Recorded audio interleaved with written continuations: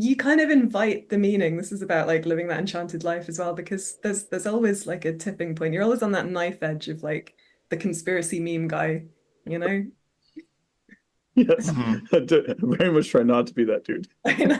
But like if you start explaining the relationality between all of these different things and where the meaning resides and the enchantment resides, then you end up being that guy. You can't really capture the connections without sounding kind of crazy.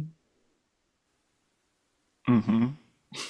Yeah, we've definitely talked about that a fair bit on this show, and it's we called it the language of the angels on the last one, two shows ago, something like this, where we were we were talking about auditory hallucinations and the idea of like being able to understand whatever meaning is there until you look at it, until you like sort of like try to describe it, and then as soon as you try to describe it, you like turn into this guy, and then like I, you know, and that's not really what. But it's like before that, it was like it all made sense. It was all together and made. Mm. But you made a face at me just now. You had something to say, please.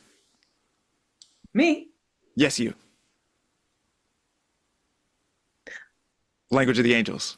angels, man. Yeah, fucking Angels. weirdos. All right. If you had a direction say, buddy, go on. I have a follow up to Language of the Angels eventually, but yeah, go for it. Oh, okay, okay. Yeah, I want to talk about singing some more. Yeah, Yeah, do it. Because I think that singing is actually a really, really important tool for reenchantment.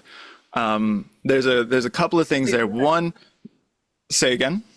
Literally the word enchantment, enchant, you know, enchant, Uh-huh. sing. Yeah, Yeah. You see where I'm going with this, yeah. right? So, so chant is to sing, right? And so to chant into or to sing into is what enchantment is. And so this speaks to the idea of like the voice being inside of you, and then your lungs and your chest becomes a resonating chamber for the vibration that then goes on to like and everyone can participate in it together, and it's like and even if you're not singing, then you're still awash in the sound, and that gives you a kind of participation. But coming to your point earlier, Brian, the idea of like being only receptive, especially because we live in a civilization of specialists, is a really big deal here, right? So, and this sort of like is kind of a problem with the bog witch as well, like the idea that like only the bog witch has access to witchery, when in fact there's capacity for enchantment inside of each of us already, right? There's that sort of thing. But then also, Michael Jackson is so good at singing and dancing that no one wants to sing and dance anymore, because you're not going to be, because unless you're going to be Usher, like, right. and on that kind of level, then like maybe I'm going to leave this to the pros, you know? And so then that becomes an issue. And so I always talk, is it an African proverb? If you can walk, you can dance. If you can talk, you can sing. And so I get into that all the time. And I tell people that all the time. And then they're like, yeah, fucking you can. Because I do these things professionally, you know? So, but the part of the reason why I'm at the like level of talent and capacity that I have is because I always believed those things. I just never believed that I couldn't do it. I was just always like, oh yeah, that's what we're gonna do. And I come from a church tradition where it was like everyone is singing. Like, no, what do you mean you're not singing? Like that's what we're doing in this room right now. Everyone is That's singing. the purpose. Yes. Yeah, exactly. And so that gets to the participation element, which is so important, but then also the idea of voice, like what even am voice? You know what I mean? Like when it comes to sound and vibrations and this kind of thing. And then, Malangeth, you said that you have been finding your voice through this process, right? And so there's something there about like coming into a greater understanding of like how my larynx works. And then there is also the idea of like finding my best way to express myself. And then there's also the capacity of breath that is important here. And all of that sort of like sits in this one place of like, I'm finding my voice through singing with other people. That is like crucial. And experiencing myself as an instrument, like experiencing my body as an instrument that can produce music, feels amazing.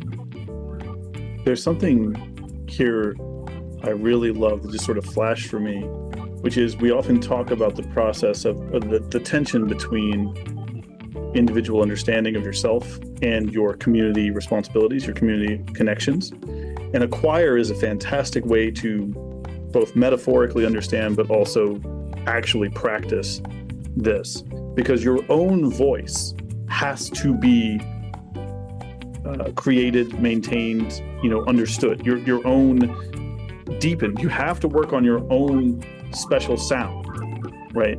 And what you bring to people.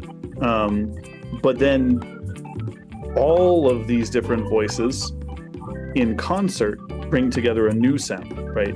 They have to work together too. But because I've been in a lot of bad church choirs where they're just throwing up whoever's willing to stand up there. There's no instruction, you know what I mean, for the people who are there trying to try. And they get, they just have whatever voice they've managed to crack out for years and no one's helping them, right? And it does not sound good. That's why I couldn't be in the youth choir when I was a kid. I was like, put me in the adult choir, please. Right. But when you foster people's voices, when they do grow in their own voice, one choir will, you could have this idea, again, universalizing, right?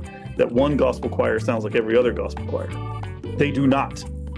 They do not, because each of the voices are they all gospel choirs? Yes. But each of the voices in that thing is essential to making up the nature of that particular choir at that time and place and at that moment. And so, anyway, I was just struck by the beauty of choral practice in terms of both your individualizing understanding of yourself and your sharing with community. So, yeah, I mean, if you can pick out a single voice, like an individual voice, when a choir is singing in harmony, that individual is kind of getting something wrong,